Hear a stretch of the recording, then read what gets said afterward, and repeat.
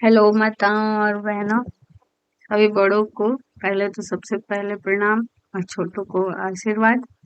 हर हर महादेव। सबसे आज मैं गणेश चतुर्थी की व्रत कथा कहने जा रही हूँ। आज गणेश चतुर्थी का व्रत भी है। करक चतुर्दशी करवा चौथ जिसको कहते हैं। आज के दिन सुहागन औरतें जो हैं वो अपने सौभाग्य के लिए गणेश पूजा करती हैं।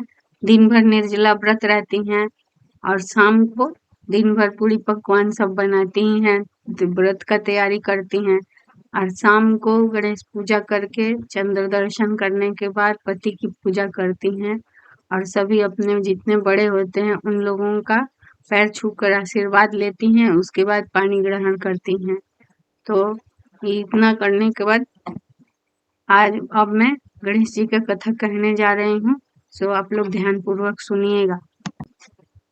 मानधाता ने कहा कि इंद्रकील गिरी पर तप करने जब अर्जुन चले गए उसके बाद द्रौपदी खिन्न हो चिंता करने लगी कि अहो अर्जुन ने कठिन कर्म आरंभ कर दिया, इस कार्य में विघ्न डालने हेतु शत्रु बहुत आएंगे।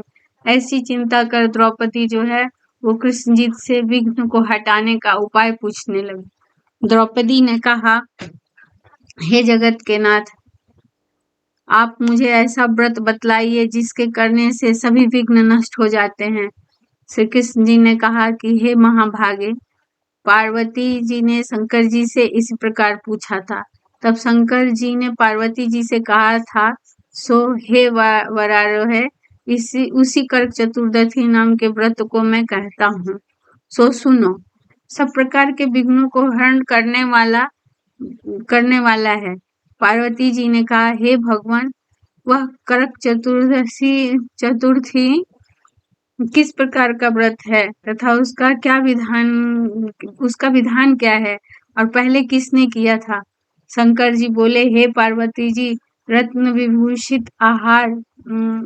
विभूषित चहार दीवारियों से घिरे स्वर्ण चांदी के भवनों में भरे विद्वानों से सुशोभित, लोगों को वश में करने वाली दिव्य स्त्रियों से शोभायमान, जहाँ ध्वनि हो रही हो, ऐसे स्वर्ग से भी मनोहर परम रमणीक इंद्रप्रस्थपुर दिल्ली शहर में एक वेद शर्मा नामक ज्ञानी ब्राह्मण रहता था। उसकी पत्नी का नाम लीलावती था।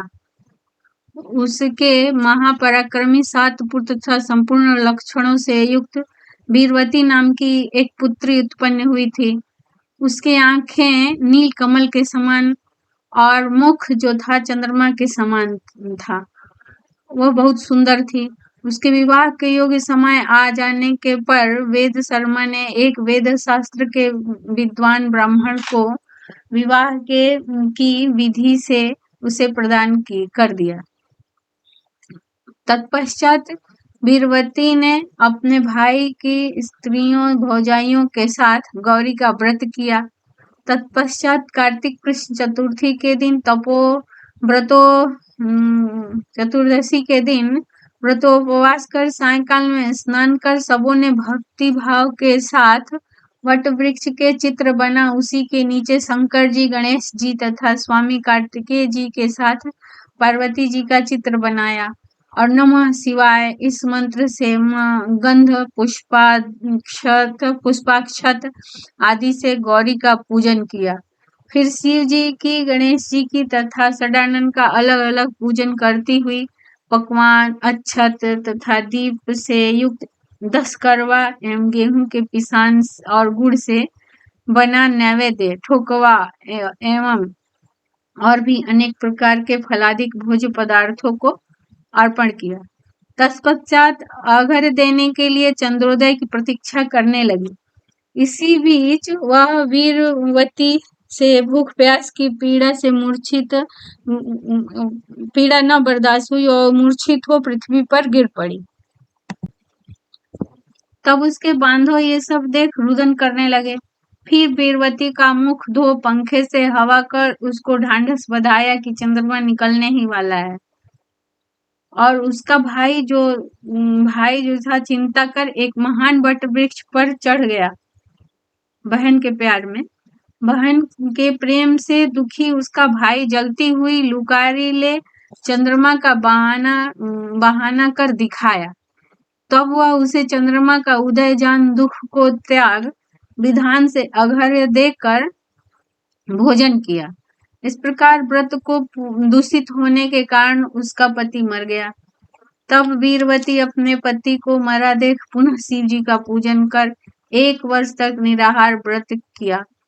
वर्ष के समाप्त होने पर करक चतुर्दशी का व्रत फिर भौजाइयों ने किया और पूर्वोक्त विधान से वीरवती ने भी व्रत किया। तब उसी दिन देव कन्याओं के साथ इंद्राणी वहां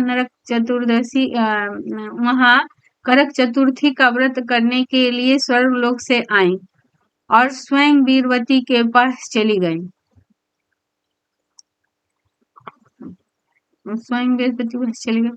और मानुषी वीरवती ने इंद्राणियों से सब बातें पूछी।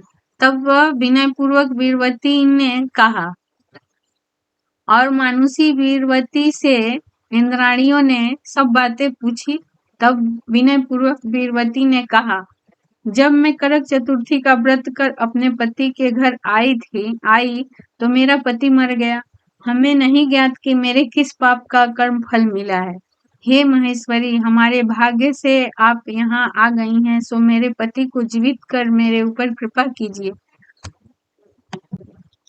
इंद्राणी ने कहा कि हे सुभगे, गत वर्ष जो तुमने व्यर्थ अघर्य दे दिया था इसलिए व्रत दूषित हो गया था। इसी से तुम्हारा पति मर गया। अब इस समय यत्न से इस करक चतुर्दशी व्रत को करो। पश्चात इस व्रत के प्रभाव से मैं तुम्हारे पति को जीवित कर दूंगी। श्री कृष्ण जी ने कहा कि हे द्रौपदी, इंद्राणी के वचन सुन वीरवती ने विधान पूर्वक करक चतुर्दशी का व्रत किया।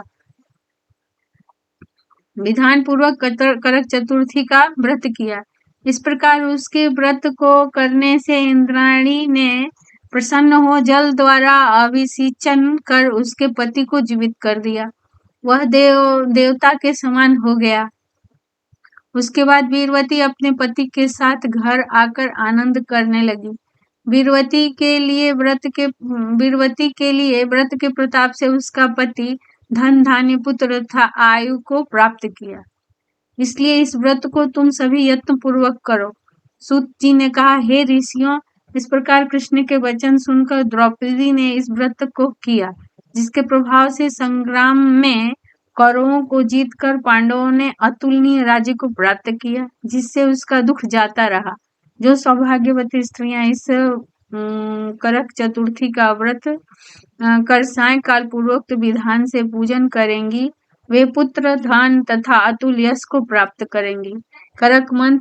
करक इस मंत्र को पढ़कर दुग्ध तथा जल से पूर्ण कलश में पंचरत्न डालकर ब्राह्मण को दे और कहें कि हे गणेश जी, एक करक माने करवा दान से मेरे पति बहुत काल तक जीवित रहे, मेरा सौभाग्य सदा बना रहे।